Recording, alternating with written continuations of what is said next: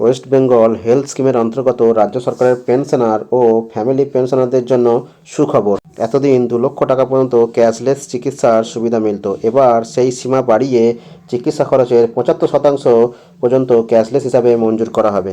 সোমবার অর্থ দপ্তরের মেডিকেল সেল থেকে জারি হওয়া এক বিজ্ঞপ্তিতে এই সিদ্ধান্তের কথা জানানো হয়েছে। চলুন এবার দেখে নিই ওই নোটিফিকেশনে কি বলা হয়েছে। উল্লেখ্য, এতদিন বেসরকারি এমপ্যানেলড হাসপাতালগুলিতে ভর্তি হয়ে আইপিডি চিকিৎসার ক্ষেত্রে 2 লক্ষ টাকা পর্যন্ত ক্যাশলেস সুবিধা মিলত। কর্মরত সরকারি কর্মীরা বিশেষ ক্ষেত্রে ওই সীমার বাইরে মেডিকেল অ্যাডভান্স পেতেন, কিন্তু পেনশনভোগী ও তাদের পরিবারের জন্য এই সুযোগ ছিল না।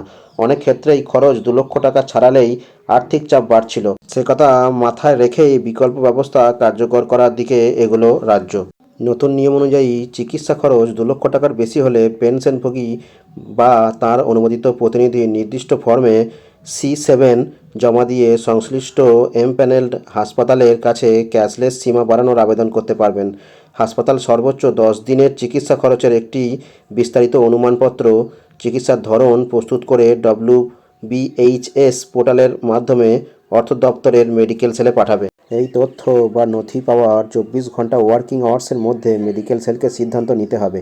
নির্ধারিত সময়ে সিদ্ধান্ত না নিলে হাসপাতালের দেওয়া আনুমানিক খরচের 75% পর্যন্ত অটোমেটিকভাবে মঞ্জুর হবে।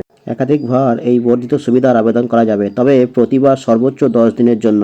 তবে ইনডোর চিকিৎসা শুরুর আগে করা কোনো খরচের আনুমানিক হিসাব গ্রহণযোগ্য হবে না বলেই স্পষ্ট করা হয়েছে। প্রসঙ্গত, রাজ্যের অন্তর্বর্তী বাজেটে অবসরপ্রাপ্ত কর্মীদের চিকিৎসা সংক্রান্ত এই সুবিধা দেওয়ার কথা ঘোষণা করেছিলেন রাজ্যের অর্থ দপ্তরের দায়িত্বপ্রাপ্ত মন্ত্রী চন্দ্রিমা ভট্টাচার্য।